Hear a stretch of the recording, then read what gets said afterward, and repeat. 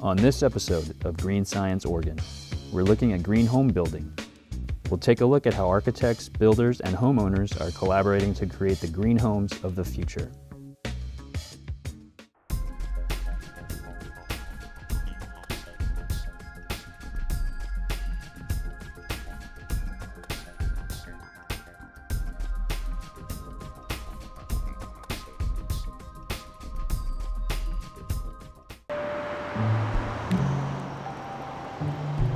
Hammer & Hand's primarily a residential construction company. We do remodeling and new home building.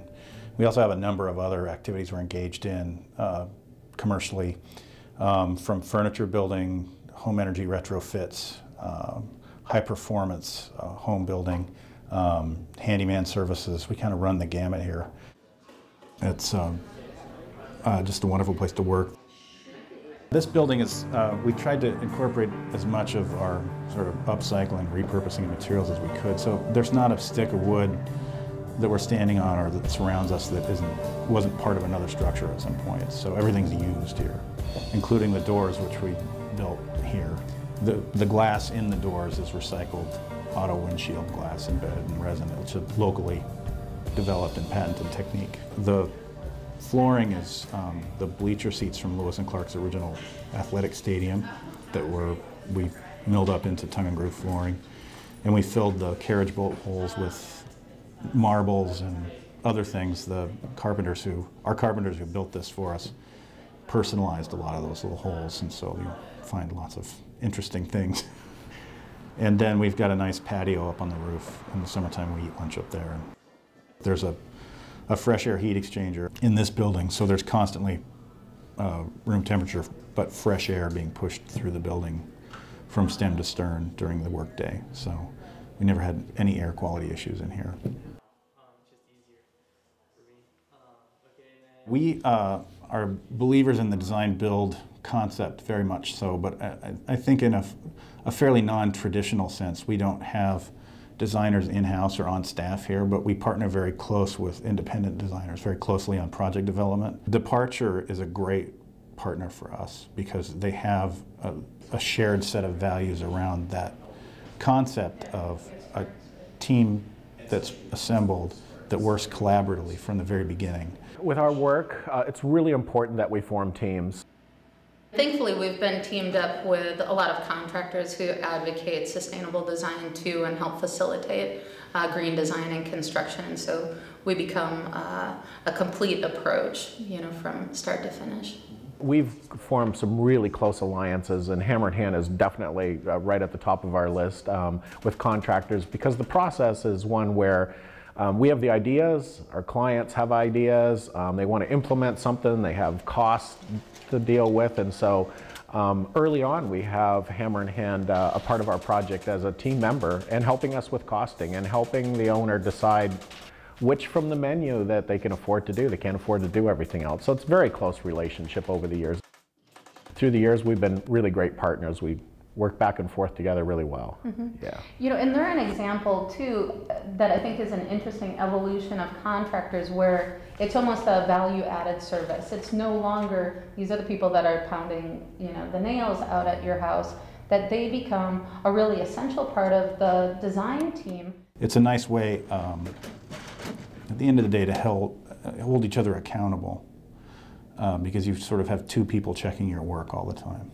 We, an architecture firm, we specialize mostly in residential projects. So we've done lots of commercial over the years, but what we found is that we really enjoy residential. All of our work is green. All of our clients are unique and different and come to the table with different things and different needs, but we push that agenda as hard as we can, and they're pretty appreciative and really very open to it. Part of the reason that we enjoy residential design so much is because we get to form really close relationships with our clients, and we've just been so fortunate to have crossed paths with some really wonderful people over the years, and the Musician's Dwelling is no exception. That project was interesting in that the design-build collaboration there at the end of the day was between three women, our lead carpenter Stephanie and Michelle at Departure. It has some great, what I would refer to as classic Northwest modern kind of design lines to it. and it features a lot of our reclaimed material. My name is Morgan Curtis, and I live in southeast Portland, Oregon. This is the Ivan Street studio that was built for me about a year ago. I'm a videographer and a musician. I play the drums, but I also videotape other jazz musicians who need promotional stuff or who, for one reason or another, just want to play. Come up here, have a little performance. I've been looking for the right place to work, rented a couple of commercial studio spaces that didn't work out for me, and couldn't get meet all the necessary criteria. I wasn't very successful at finding the kind of space I needed, and I have a kind of a special lot here that, with extra room behind I own the house in front, decided to build a studio of my own. It was a really fun project, very unique. It's a really unique space. It's a very open space that can be really flexible depending on how it's being used. It's one thing to see things on paper. You get something, you get a design on paper, but it's another thing to turn it into a three-dimensional experience. It was enormous fun. It was surprising. I didn't realize how much fun it was going to be. I thought it would be like turning a contractor loose on a, and then, off on my own, living my own life, etc. But it turned into a kind of an adventure.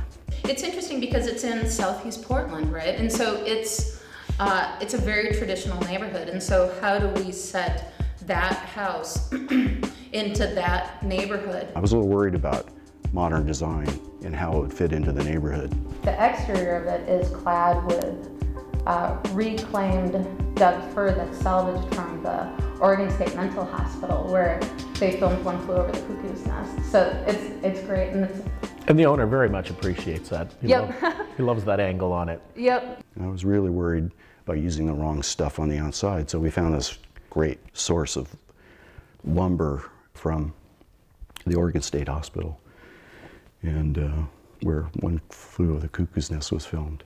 Not only does it look great, very organic and kind of, it's kind of timeless. You put this reclaimed lumber on the outside of the house and you get this, this instant history. One of the things that I think is really interesting about that project is the durability and the low maintenance of the materials. The exterior of that house is natural wood, and it's fiber cement panels with a factory finish, and then a commercial grade metal roof. There's concrete roof pavers, and the windows are aluminum clad. And so honestly, that house is going to look the same, or close to the same, 50 years from now, with hardly any maintenance on the owner's part. The great thing about reclaimed lumber everywhere, it's on the floor, it's on the outside of the house, is that to begin with, for someone like me, I'm kind of a slob, and I have dogs, a couple of crazy dogs. All three of us are really abusive, and we don't really we couldn't take care of a really nice, traditional kind of a floor. And so, as you see, everything here is naturally, it's not distressed. It's worn out from, like 100 years of natural, wear and tear. When you start thinking about the owner's time that's being saved and the resources that aren't being consumed, I mean, paint, cleaners, things like that, it has a very big sustainable impact. And I think lifestyle sustainability is also really important to Dan and I, that homeowners' time and resources aren't being chewed up taking care of the places we create for them. That's what caught my interest originally, was trying to find a better way to build housing that is sustainable and can allow us to keep doing what we love to do, which is to build things. But if we're building things that are inherently wasteful, we're going to build ourselves out of a job.